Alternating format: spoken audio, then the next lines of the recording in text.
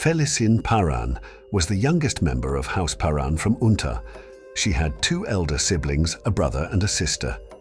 Felisin shared a deep bond with her brother, Ganoes.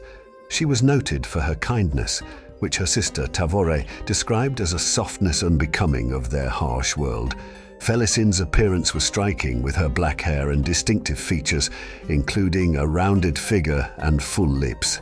Ganoes, her brother, often reminisced about her wide smile and expressive eyes, suggesting a zest for life that belied her youthful innocence. By the age of 15, during the event known as the Cull in Malazan Empire, Felisin's life underwent a dramatic and tragic shift. The Cull, also referred to as the Purge, was an event that unfolded during the season of rot in the year 1163, before Burn's sleep. This period saw Empress Lasine deploying a unit of 7 cities' red blades, also known as red swords, to Unta with the express purpose of carrying out the Purge. Renowned for their ruthlessness and their immunity to bribery from noble families, the Red Blades executed their tasks with brutal efficiency. The primary targets of this purge were the nobility, scholars, and any individuals within the empire perceived as dissidents. The operation was marked by nocturnal raids, during which agents would forcibly enter homes, disrupting the peace of families and apprehending them under cover of darkness. These individuals were then subjected to a sham of judicial proceedings, presented before inebriated magistrates and juries comprised of beggars, stripping away any semblance of fairness or justice. The charges laid against them were invariably framed as treasonous scheming, a vague accusation that could be applied liberally to justify their arrest and enslavement. Captain Gamut, who had previously served as a guard within House Paran, speculated that the Season of Rot was a calculated move by the Empress designed to manipulate public sentiment. By spreading rumors and insinuations, she aimed to incite the populace, lending the Cull the appearance of a grassroots religious uprising. This tactic allowed Lasine to mask the Purge's true political motivations, presenting it as a necessary action to purge the Empire of its so-called corruption. In this way, the thousands who participated in or supported the mob actions were convinced that their efforts were purifying, excising the perceived decay within the empire. Felisin's arrest during the purge was tied closely to her family's standing and the larger political changes of the Malazan Empire. House Paran, having risen to prominence within the empire's military and eventually becoming the master of the Deck of Dragons, found his and his family's fate mixed with the empire's complex power dynamics. In 1162, before Burn's sleep, Felisin Paran was arrested during a purge. Felisin's journey to the mines was marked by public humiliation, as she and other prisoners were paraded in front of a crowd that mocked and jeered them. During this time, Felisin met Heberic ghost hands and Bodin. Bodin in particular took on the role of her protector, attempting to shield her from the worst of the crowd's abuse. According to Heberic, Empress Lasine used the opportunity to round up malcontents and unaligned academics to close the fist of military presence on the capital. This phase of Felisin's life is significant for several reasons. Firstly, it marks a drastic change from her previous life as a noble to a prisoner and slave. The decision by her sister, Tavore, to send her away strains their family relationship and adds a layer of personal betrayal to Felisin's hardships. House Paran learned about the tragic circumstances that befell his family through Dryjhna One-Arm, who at the time was operating outside the official command structure of the Malazan Empire. Dryjhna relayed the heart-wrenching news. Gano's parents had passed away, and his youngest sister, Felisin, had been sent to labor in an Otataral mine. He explained that during this chaotic period, an unspoken decree led to the execution of noble-born children too young for political or marital alliances. Tavore's drastic decision to send Felisin to the mines, as cruel as it seemed, likely saved her from this fate. In a moment amidst the ruins of Capistan, Ganoes experienced a vision that connected him to Felisin's journey, despite their physical and emotional distance. He saw a monolithic green stone rising from the desert sands of 7 cities, unknowingly witnessing an event tied to Felisin and her companions as they interacted with a jade statue. He understood that even if Tavore were to succeed in extracting Felisin from the dire conditions of the mine, the sister returned to them would be markedly different from the child they remembered. The innocence and light that once defined Felisin would likely be lost, replaced by the scars of survival and the weight of experiences. Ganos grappled with mixed emotions towards Tavore's decisions, appreciating the intent to protect Felisin, yet lamenting the heavy cost of such protection. He harbored a belief that Tavore would eventually face severe repercussions for the path she chose. Felisin, upon reaching the mines, had come to the grim realization that her body was her most valuable commodity, a resource she reluctantly traded with the guards for additional food for herself and her companions. In the harsh environment of the mining camp, she sought protection and advantages through Beneth, a powerful figure within the camp's underground hierarchy. Her alliance with Beneth facilitated certain benefits, such as arranging for Heberic to be assigned to less grueling work, a change that likely spared his life. However, this period of Felisin's life was also marked by her descent into substance abuse, as she turned to Dryjhna and alcohol to numb the relentless physical and emotional pain she endured. Felisin's circumstances were further complicated by the actions of Pella, a guard who attempted to offer her assistance. Yet, her impaired state often prevented her from recognizing these overtures for help. Amidst the brutality and deprivation, Felisin's thoughts frequently turned to her sister Tavore, whose decisions had led to her current plight. Feelings of betrayal fueled her fantasies of vengeance against Tavore, serving as a dark undercurrent to her daily existence. The situation escalated with the onset of the Whirlwind uprising, during which the camp's native guards mutinied. It was in this chaos that Heberic and Bowden orchestrated their escape into the desert. Throughout their arduous journey, Felisin uncovered startling revelations about Bowden's true identity and intentions. Bowden, a Talon, disclosed that he had been sent by Tavore to safeguard Felisin, with instructions to get her out from Skullcup at the earliest opportunity. They had remained in the camp for so long only because, in Bowden's words, you can't pull out a person who don't want to go. Felisin's experiences in the Otataral mines and her subsequent escape with Heberic and Bowden were formative in shaping her character and outlook. The trauma and suffering she endured left deep emotional scars, and her descent into substance abuse and self-destructive behavior.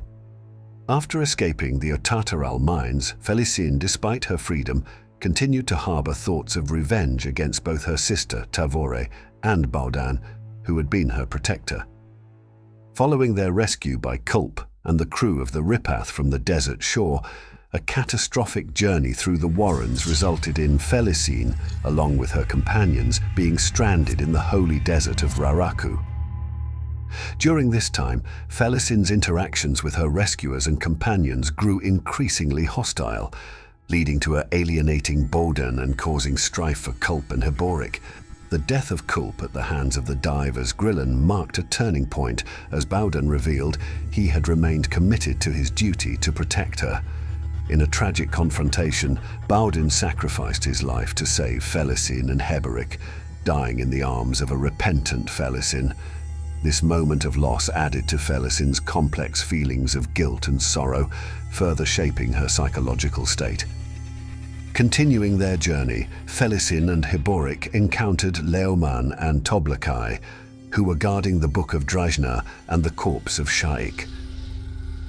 The Book of Dryjhna was the 1,000-year-old Seven Cities holy book of the Whirlwind goddess whose opening spelled the beginning of the apocalypse. It was said that Sha'ik had been prophesied to open it and lead the Whirlwind rebellion against the Malazan Empire. It was here that Felisin's destiny took a dramatic turn as she was declared Sha'ik reborn by Leoman. Felisin began to receive preternatural knowledge about things from the Whirlwind goddess whilst traveling with Leoman, Toblakai and Heberic into the heart of Raraku. Rather than opening the book, she struck a deal with the Whirlwind goddess.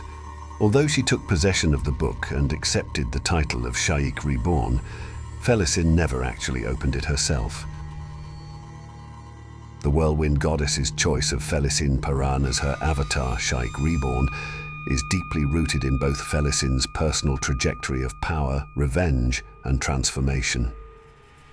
To understand why Felisin was chosen, it's essential to consider her background, the qualities she embodied, and the political ambitions of the Whirlwind goddess. Felisin's journey from nobility to a prisoner in the Otataral mines and eventually to the leader of the Whirlwind rebellion marks her as a figure of significant transformation. Her experiences imbued her with a profound sense of betrayal, loss, and resilience. This combination of vulnerability and inner strength made her an ideal vessel for the Whirlwind goddess. The goddess needed someone who had been broken by the world, yet possessed the capacity for great determination and wrath. Felisin's deep personal grievances against the Malazan Empire and her own sister Tavore paralleled the Whirlwind goddess's own rage against the injustices and suppressions her followers had endured. The Whirlwind goddess chose her not just for what she had experienced, but for what she represented, a figure who had endured the depths of despair and emerged with a fierce desire to challenge the status quo. This made Felisin a powerful symbol to rally the disparate factions of the rebellion, embodying the possibility of overcoming oppression and asserting agency over one's fate. Assuming command of the Whirlwind Rebellion, she demanded loyalty from the High Mages and initiated a powerful display of her newfound authority by creating a massive sandstorm, signaling her leadership without opening the Book of Dryjhna. In Raraku, Felisin's character development took another significant turn as she adopted an orphan, naming her Felisin, indicating a moment of reflection and perhaps a desire for redemption or connection amid her past. As events progressed, she recalled Corbolodom and his army from Aran, setting the stage for a climactic confrontation. Her sister, Tavore's arrival with an army intent on delivering the Malazan Empire's vengeance. Following the defeat of Cull and Pormqual's forces at Aran by the Whirlwind army, Sha'ik Reborn led the army of the Apocalypse back to their stronghold in the Raraku oasis. Once there, the encampment quickly devolved into a hotbed of internal conflict, with her High Mages, advisors, and military leaders embroiled in constant power struggles and dissent. This turmoil reflected the precarious nature of her leadership and the fragile alliances that held her authority. As her sister, Adjunct Tavore, approached Raraku at the head of the Malaz 14th Army, Felisin, now Sha'ik, turned to poetry as a means of expression, with the Whirlwind goddess serving as her muse. This period of introspection was marred by political maneuvering, including an uneasy alliance with Bidithal, one of her High Mages. Bidithal's efforts to uncover plots against Sha'ik underscored the atmosphere of paranoia and mistrust within the camp. Influenced heavily by the Whirlwind goddess, Felisin's focus intensified on avenging herself against Tavore, whom she viewed as the ultimate betrayer. This single-minded obsession overshadowed other aspects of her life, including her relationship with her adopted daughter Felisin Younger. Her neglect allowed for a tragic oversight when Bidithal abducted and harmed the girl, an event Sha'ik remained oblivious to due to her preoccupation with her own grievances and the whisperings of the Whirlwind goddess. This phase of Felisin's life showed the profound impact of her past trauma. Her transition from a victim of circumstance to a figure of power is tainted by the same cycles of betrayal and violence that defined her early life. Despite her rise to leadership within the Whirlwind Rebellion, her personal relationships and ability to protect those she cares for are compromised by her vengeful desires and the manipulative influence of the goddess she serves. The Whirlwind goddess, who had chosen Felisin as her vessel, exploited her pain and anger, further distorting her sense of self and purpose. As the 14th Army approached Raraku, preparing for the impending confrontation, an unexpected event unfolded the night before the battle. The core of Sha'ik's forces, led by Corbolodom and known as the Dogslayers, met their demise at the hands of Raraku's spirits. This intervention significantly weakened Sha'ik Reborn's position on the eve of battle. On the morning of the battle, Felisin donned the armor of Sha'ik's predecessor and sought to face adjunct Tavore in single combat. Her preparation was based on the assumption of divine support and vengeance under the patronage of the Whirlwind goddess. However, in a dramatic turn of events, the Whirlwind goddess fell to assassins connected to Corbelow Dom, with her essence being absorbed by entities from high house chains.